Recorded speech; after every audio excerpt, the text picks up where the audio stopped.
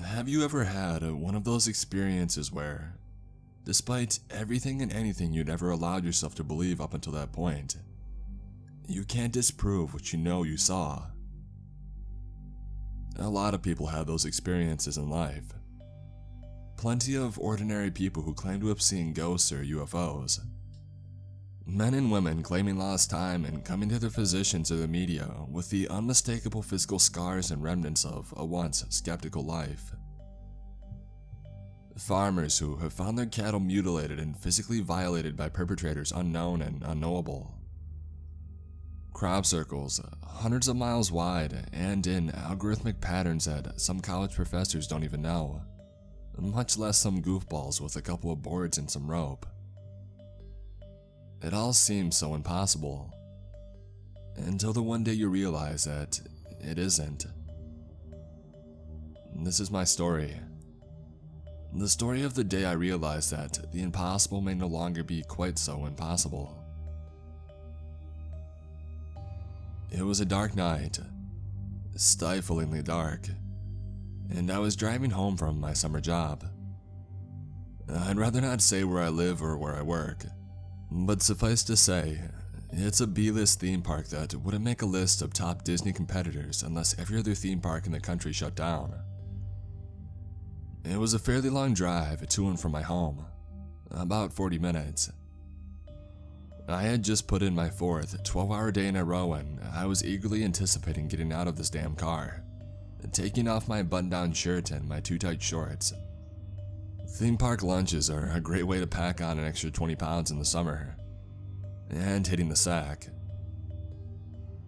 It was late, nearly 10:30 p.m., and I still had another half an hour or so to go. The night was hot, blisteringly hot, nearly 89. At its peak in the afternoon, and especially on the blacktop, the temperatures topped off at a stupidly hot 105 degrees. As I drove along, pushing my jalopy of a car to 65 and a 55 mile/hour zone, I wondered absentmindedly, how long would my gas hold out? Now mind you, I don't pump my own gas. I'm not sheltered or spoiled. But not having to pump your own gas is one of those modern conveniences, like a drive-through ATM or a McDonald's, that I'll never give up on. But it was late and I knew that most of the places that did full service were closed. But there was one place open, and maybe they would still be running full service. I was coming to it now. The blackened edges of the road on my right were nothing but open fields and cow pastures. I was entering what locals simply called the res. A stretch of land that one could drive straight through in 20 seconds and be back on American land without realizing it. Unless you made a left turn. Turning left would send you into the res proper, Native American country. A series of small residential homes, gas stations, cigarette stores, and a head shop, and even a good little barbecue place. During the day, it was perfectly innocuous. It was honestly the cheapest gas around, and everybody went there. During the day. But right now it was nearly 11 p.m. The stores would be closed and the people would be long gone. I had heard from plenty of people over the years, some family, some friends, and even coworkers, and they all said that you should absolutely not ever make that left turn into the inky darkness at night. That something lurked in those lands that the white man had been nice enough to let the natives stay on. Nobody could ever quite say what. Bullshit, I muttered to myself, flipping my blinker on. It was either turn left into the black yawning abyss that lay in that direction, or head back another 20 minutes to the neon-lighted truck stop in the Denny's combo that I drive past every day, or risk running out of gas trying to make it further into civilization. I turned left as I came to the straightaway that led to the res. The res being the name of the actual gas station and store on the land. I turned my brights on, and perhaps instinctively turned my radio down. I didn't know what I wanted or I thought I would hear, but some part of me was a little bit creeped out. It was a long, dark road, with nothing but quiet, residential homes locked in a gentle nighttime slumber, and large open swaths of field. About halfway down before the main store on the right about where the speed limit switches back to 55, there's a tiny cigarette store. More of a shack, really. At this hour, it was distinctively closed. But under the tiny outside light that still shined from its spot above the front door, I noticed some brief movement. And despite the heat from the late night air, I shivered slightly. Damn, those stupid stories are getting to me, I said to myself. I was tired. 12 hours of annoying little kids and bratty teenagers and angry parents won't do that to a person. It could have been anything. A trick of the light, an animal, a heat shimmer from the cement parking lot, getting up to 100 degrees heat. Who knew? Finally, I made it to my destination and I pulled in. Just like I knew it would be, the place was abandoned and locked up tight for the night. I pulled my car next to a pump and I got out. The only lights around were a bank of lights that illuminated anything under the pumps, a large floodlight on a pole that lit up part of the immediate area, a presumably motion-activated light near the tiny wooden box that could generously be called a building, where employees made change and waited for customers during the day. There were a couple of streetlights further up the road, where the road bent around a sharp corner that led deeper into reservation territory. I was alone. Fumbling, I got my wallet out from my back pocket and I attempted to swipe my card. Declined. Oh, screw off, I said to no one in particular. Trying my other emergency card, it worked.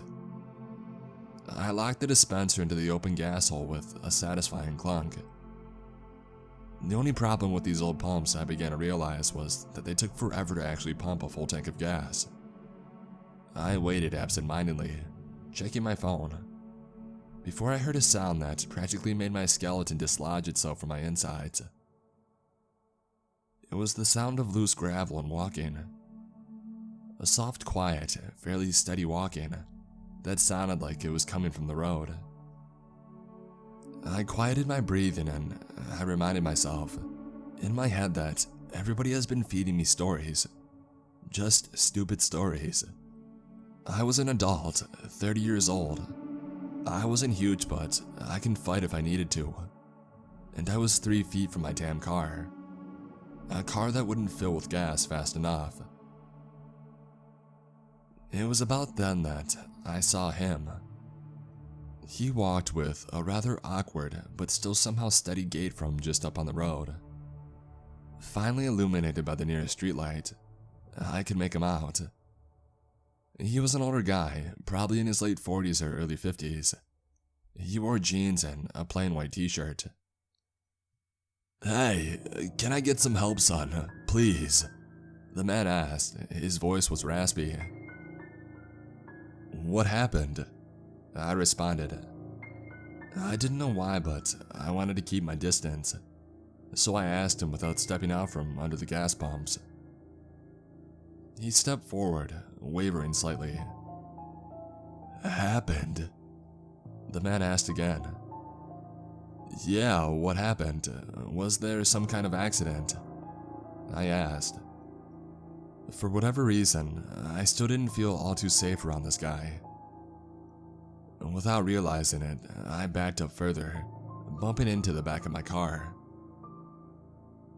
"Accident," the man stated.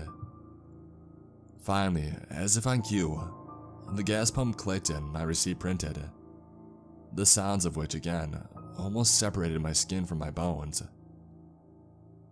"A car accident?" I asked.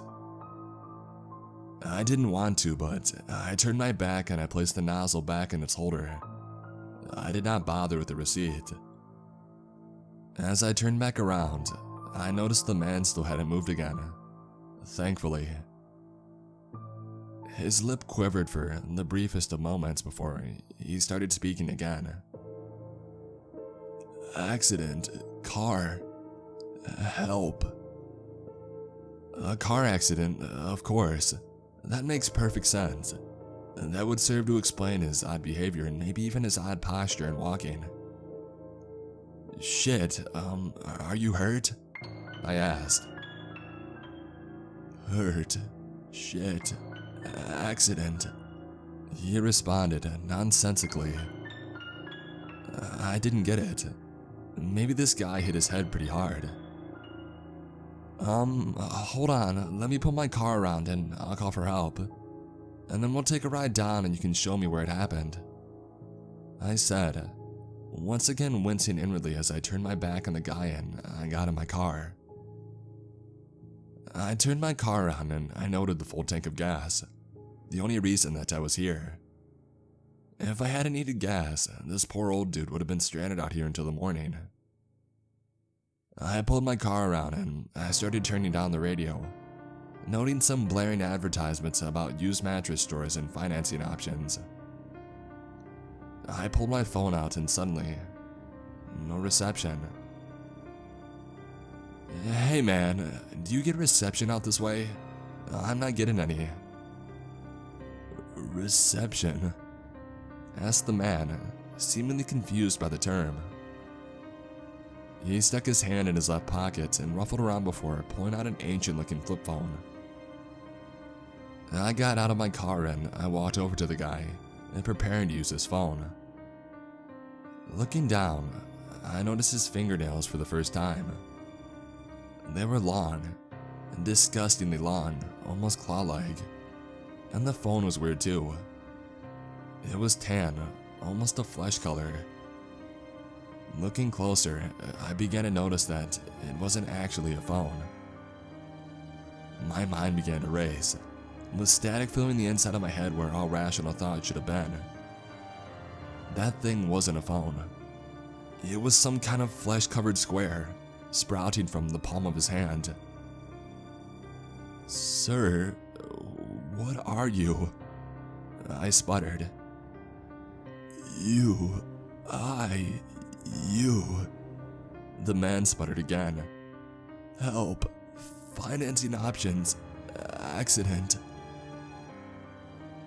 It seemed so trivial at the time. So minuscule compared to the claw-like nails that could probably carve a person up like a Thanksgiving turkey. Or the flesh-colored fake phone he'd seemingly materialized onto his hand at will. But the thing that will always haunt my memories about that night seems so goofy when I say it out loud. When that guy, that thing, said, financing options during his nonsensical diatribe, he sounded like a recording, exactly like my radio, down to the brief static and sudden volume drop as I turned it down. And that's when I realized it. I had been feeding this thing lines the entire night. The only time it didn't speak after me was when it spoke first. But how did it do that then? And that's when I realized, as I'd been absent-mindedly poking around on my phone while waiting for my car to fill, I had hit on an autoplaying ad for some theme park, some Looney Tunes park. And it was that damn rooster dude, and his exact line was, "Do you need some help having fun this summer, son?" That monster took a line from a cartoon chicken, vocabulary lessons for me, and a radio ad for used mattresses, and he tried to lure me to God knows where. Stunned and now beyond terrified, I looked up again. Suddenly, whatever man facade this thing had was long gone. I looked into the eyes of the creature not born of human means, not meant for human eyes, and evil, so spectacularly evil that it's barely within human reasoning. The creature's eyes were black voids. Whatever sources of light were around us died as they entered the vacuum of this thing's face. Its nose was barely a lump, and its mouth hung limply open, full of dozens, if not hundreds of razor-sharp teeth. Its mouth curled into a smile, if such a creature even knew the concept of happiness. My eyes burned at the sight of it, and my nostrils burned at the smell of copper and burning pennies that seemed to suddenly permeate the air. Despite my legs feeling like cement, I ran. I booked it back to my trusty car. That thing, that foul beast born of 1,000 godless hells, gave a brief chase before retreating into the darkness. I think by seeing its true face, it realized that I wouldn't have been easy prey. I'm not foolish enough to think that I tricked it. It gave itself away. Maybe I realized it messed up when I challenged it. Maybe when it screamed my radio station's commercial back at me. I don't know. All I know is that I drove off and I did not look back. I couldn't stop sweating for hours until after I got home, and the smell of burning pennies was seemingly baked into my clothes for weeks afterwards. Guys, I've never been a supernatural believer before, but after that night, I can say that at least one of those stories are true. I don't know how to win and I don't know how to kill it.